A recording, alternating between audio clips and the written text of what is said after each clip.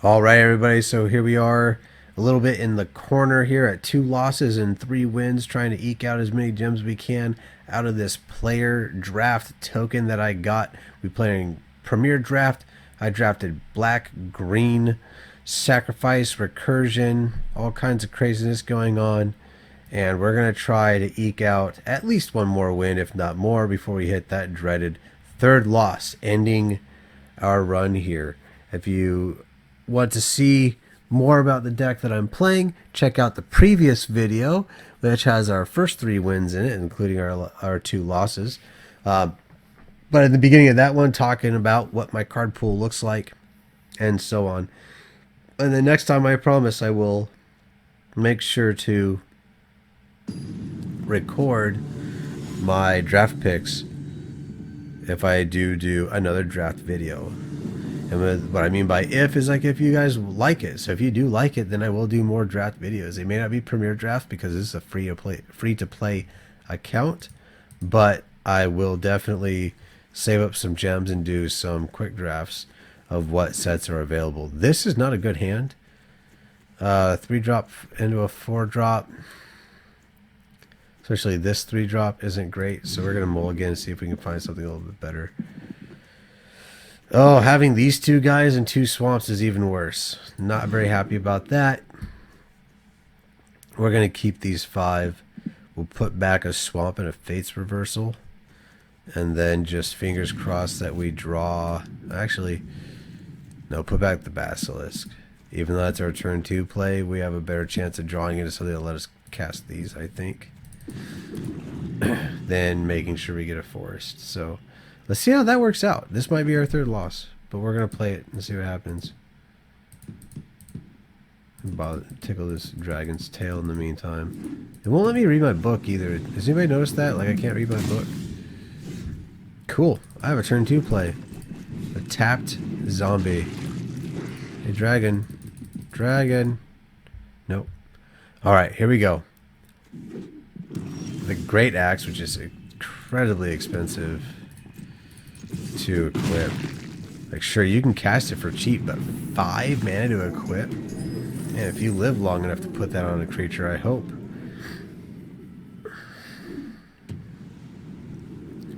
So I can Grim Bounty or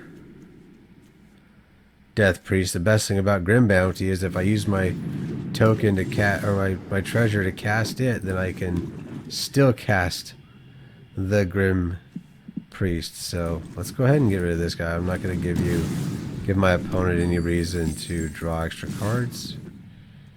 And then we'll get in for some damage. Alright, next turn I get to cast this guy. And that means my Dungeon Crawler will have 3 power.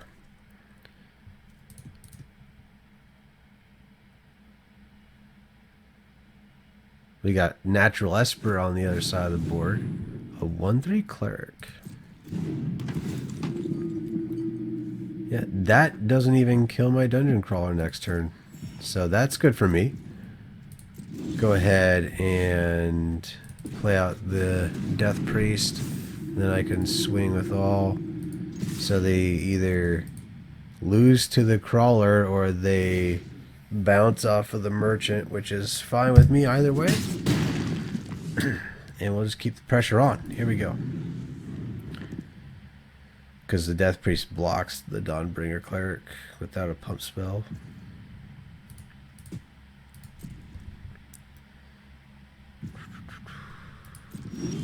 Don't have a whole lot going on. I'll go ahead and play this forest though. And then I'll attack with everything. May not have been a good idea, but we'll see what happens. If something dies this turn, at least I get a skeleton. So, yep, something's going to die this turn. We'll go to the end of the turn, and we will definitely make a skeleton. That's cool. My opponent's getting farther and farther behind, and I think they're done. Yep, good game. It's kind of hard to tell sometimes. Like, is that the like good game I got you, or good game you got me? So I always want to wait for them to concede first. But I'll offer a good game all the time. If I had fun playing, whether I won or lost, I had fun playing. I'm going to let you know. So there's an additional win there. Still got a loss to lose, so let's keep going at it. because this is nothing more than additional content for you guys. I'm enjoying this deck, though. It plays pretty well. A couple of black dragons at the top end. Never hurt nobody. This is a hand that's playable. First time I've seen Owlbear. I hope we get to cast it. We got removal, removal, removal. So we'll see how it goes. And recursion of our removal. So opponent had to mulligan there. We'll see if they come up with 6 or if they're going to go for more.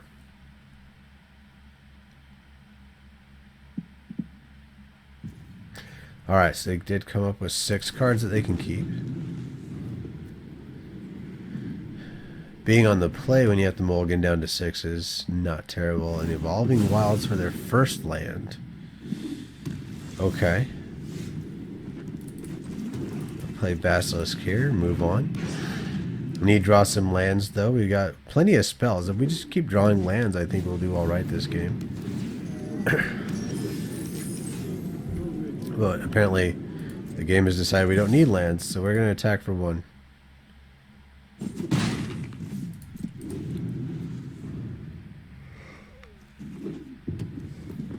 I don't know. Is it worth it just to cast the Fate's Reversal to venture into a dungeon? I can't even think of what dungeons are available. Okay. Let's go ahead and draw a land so we can kill that troubadour. That's not a land to kill the troubadour, but I think what I'll do is attack anyway. They don't want to trade. That's fine. I guess really what I should have done is held it back, make them attack, and then I could block, kill, trade off with the Basilisk, and cast the Grim Wanderer. But in the meantime, we've gotten this guy. We'll go ahead and get the Troubadour out of the way here. Easily enough, and then not going to attack. I want to be able to block this thing down.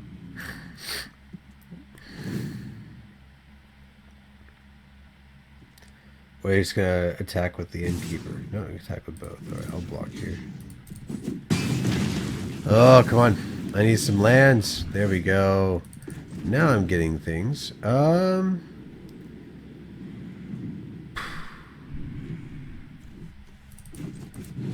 run that out.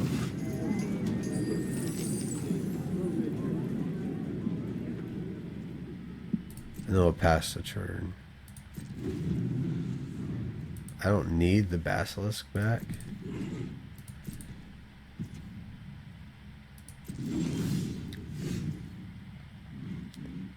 So now I can go next. I'll attack. He's not going to block. Let's go with Owlbear. There you are. There's my Owlbear friend. Still, with the extra card, still not getting a lot of lands. But my opponent also is not getting a lot of lands. So I guess that's good for me. Here's mine, though. I'll go ahead and get mine. 5 mana. We have Precipitous Drop, which I think I'll go ahead and use here. Because it will allow me to... Let's see here.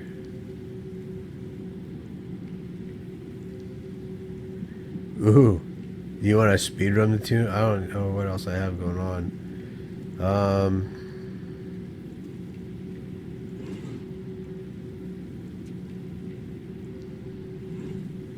We'll go with the Mad Mage. Yeah, because I think the skeletons are better. So I gained a life here, and now I can flash this guy in, and I can attack. I kind of wanted to speed run the the Tomb of Annihilation because I think I could have done it, but we'll go from we won't get too aggressive here. We didn't need it anyway. All right, here we go. That's 5 wins. Here we go, and still a loss to give. Fighting our way up from the bottom. Here we go. All right, I like it because we've already earned 1,600 gems in 4 packs. And I got an extra pack just hanging out up here. We'll open those here at the end once we finally get our loss. So this set just is a lot more fun than I was expecting it to be. Not being a Dungeons and Dragons player, I don't play the Dungeons and Dragons game, so a lot of the resonance, a lot of the flavor is lost on me. But just looking at it through the eyes of a Magic player, it's a lot of fun. It makes a lot of sense, even for being unfamiliar with the flavor behind it. The world feels naturally created enough. I'm gonna put a swamp back out of this hand because here's my prosperous innkeeper. Did a little bit of work for the other opponent, didn't it? But I have a feeling it's going to be a sacrificial to the to allow me to cast my Grim Wanderer. Because the cool thing about this guy is the fact that my opponent's going to attack into it, thinking I'm too afraid to block with it, not knowing that I'm literally just going to block with it so that it can die. So that I can cast my Grim Wanderer.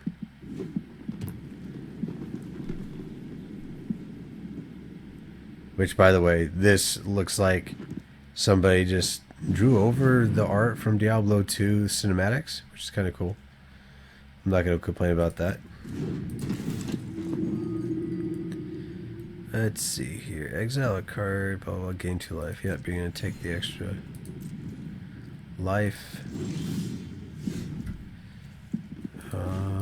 Precipitous drop does not help me here.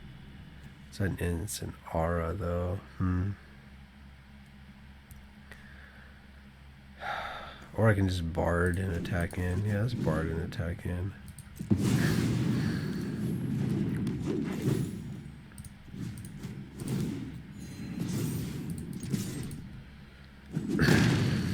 Okay, getting aggressive with my innkeeper.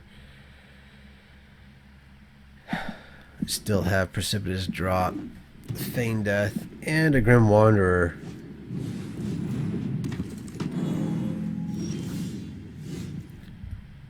Attack and roll a d20.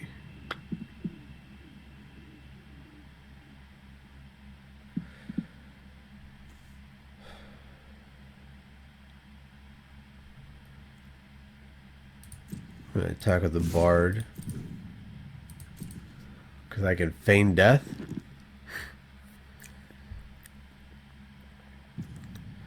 And cast my Wanderer. Or now I get to feign death with the innkeeper and cast my Wanderer.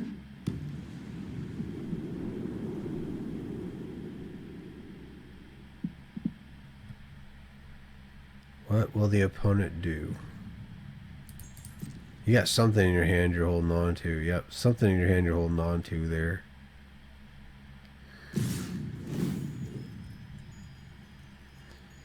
Roll your die. Ooh, 19. 2 life. Good job. I'm going to block here.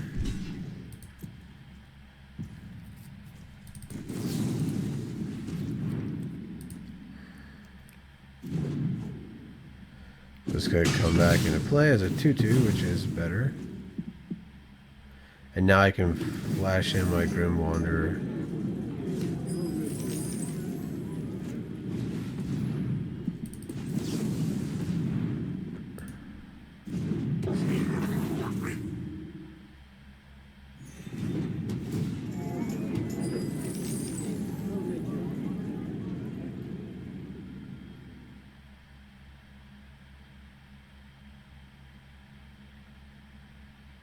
What does the opponent have? Activate abilities? 3 mana. You got another creature you want to cast? Have a removal spell you want to play? Alright. Think the answer here. So we're going to drop the innkeeper.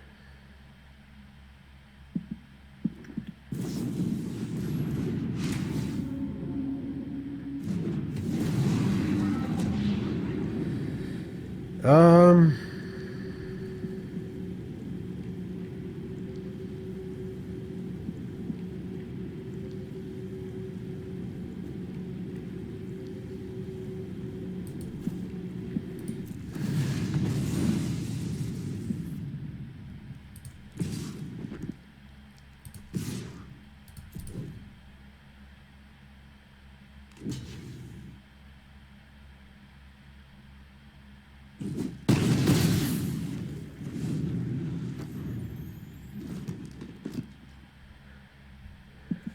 welcome to the dungeon.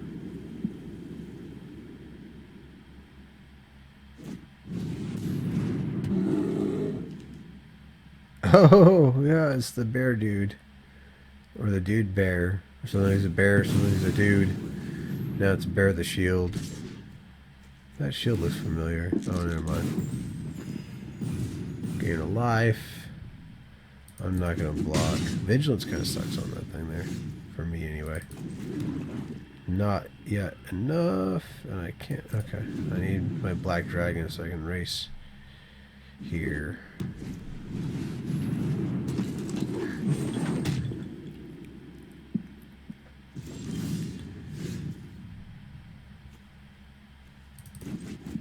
That blocks anything. Cool. No attacks. Man, that bear druid with the shield on it is tough.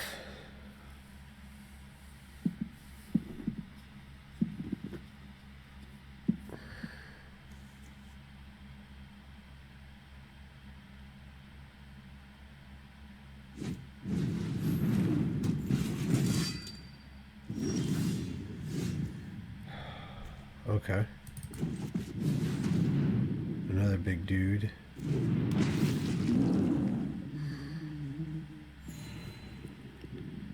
I'm just going to keep clogging up the board. Eventually I'm going to be able to cast my dragon. I can start attacking through the air. The Circle of the Moon Druid just doesn't have any good attacks as long as I have a Basilisk.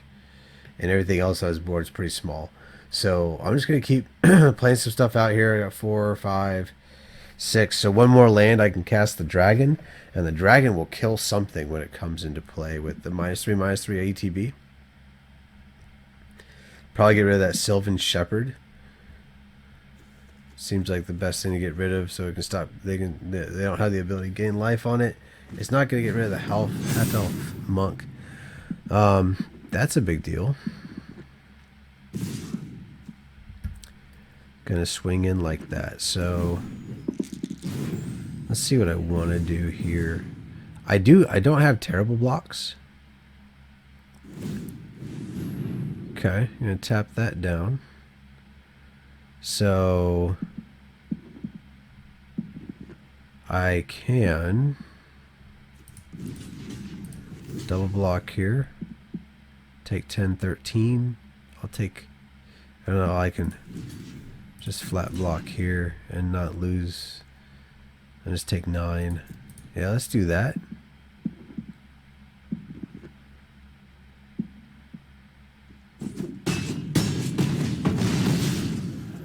Oh, well, shoot. That was the guy I could have killed with my dragon. I can still get rid of the Steadfast Paladin, though.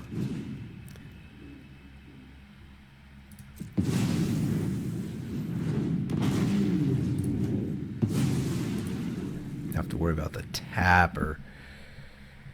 But right now, so they're kind of tapped down. Do I want to pressure?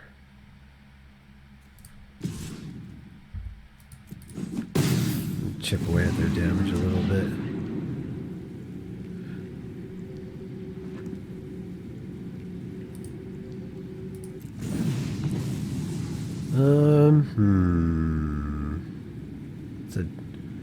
No, don't want that. Too small, too slow. It's a chump blocker at best.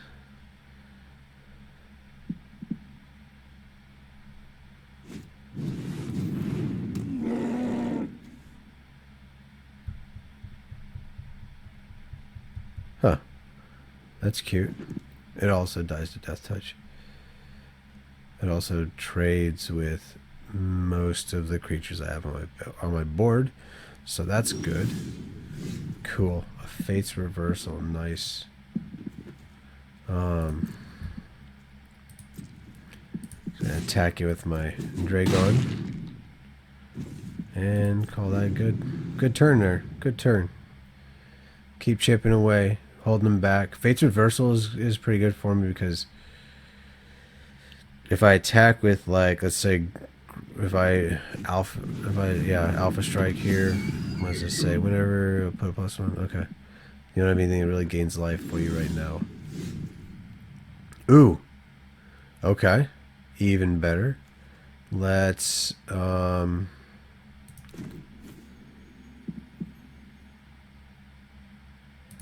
go with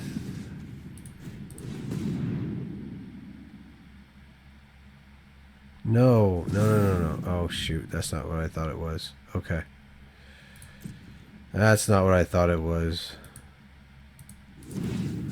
Thought that was the bite spell. That's okay.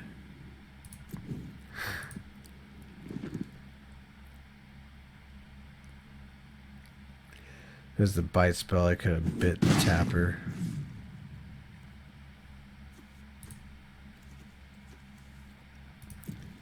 That's fine.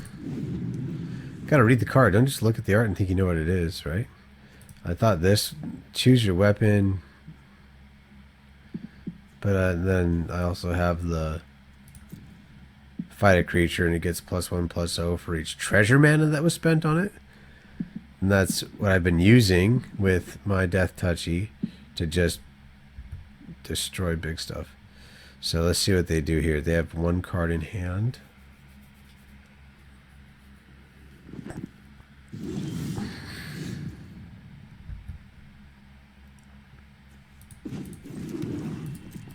I think I'm going to tap down the flyer.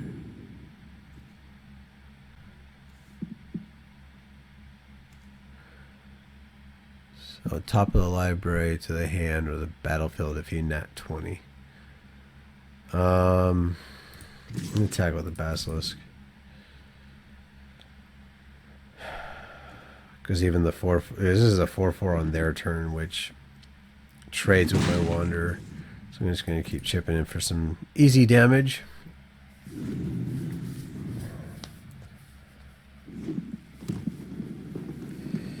And they can't tap down with the half-elf monk because then they open themselves up to attack from Black Dragon. So that's an instant too. What am I doing playing an instant before combat? Makes no difference. Makes no sense whatsoever. Okay. Reading the cards explains the cards, ladies and gentlemen. I'm just going to keep grinding this out. This Fate's I have a feeling this Fate's Reversal is going to be clutch. Ooh, and if I get to Twisted Caverns, that's going to be real good for me. So a 6/2. He's going to get blocked by that guy.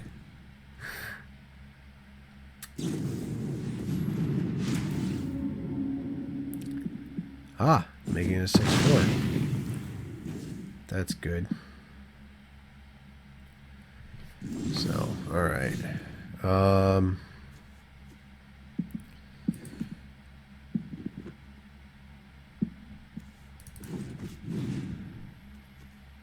We'll get back Bard.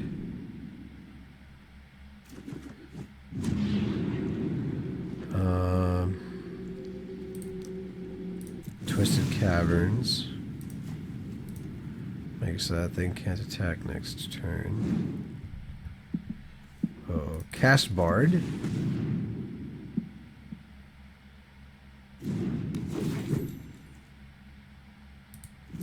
Onto Basilisk. Go next.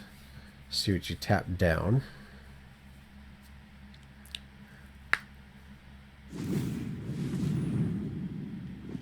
So you can only block. You have 3 blockers.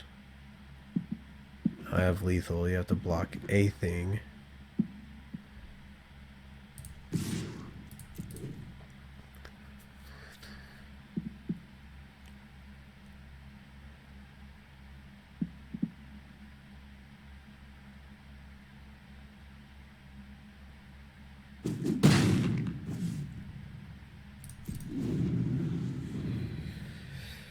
Oh my goodness, am I gonna get through this?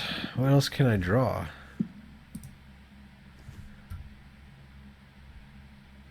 That's at the bottom. More basilisks. Spoils of the Hunt. That's what I thought I was playing.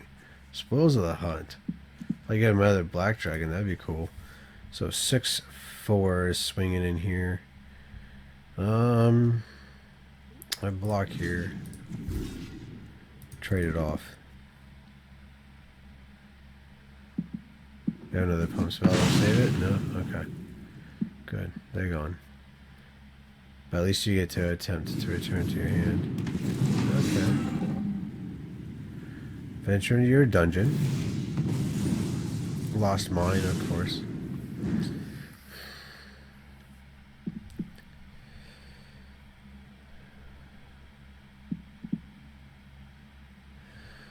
So they're at 8, which is which basically guarantees that they need to lock that down every single turn.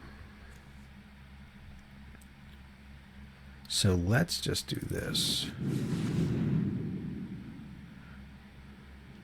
Because this is going to let me kill their unicorn. And then I can actually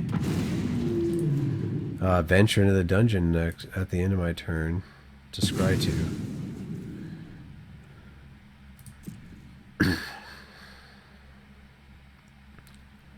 You gonna tap down the 1 flyer? Yep. Alright, so this is gonna put some pace on them. Venture into the dungeon, scry 2, which is really good right now. I don't need either of these? I don't. Okay.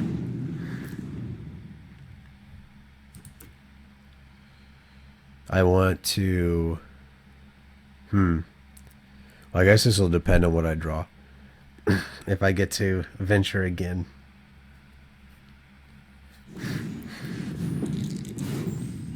So that's going to go on top of their library.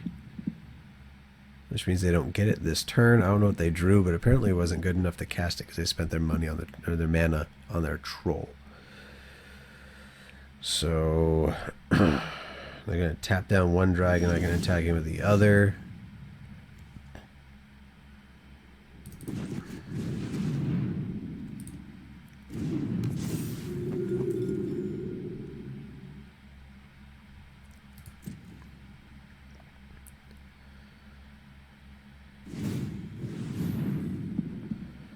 And then my...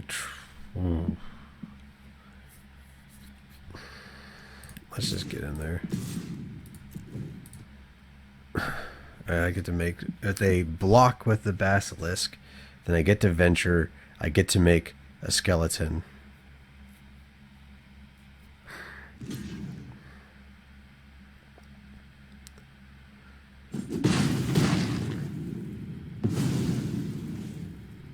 So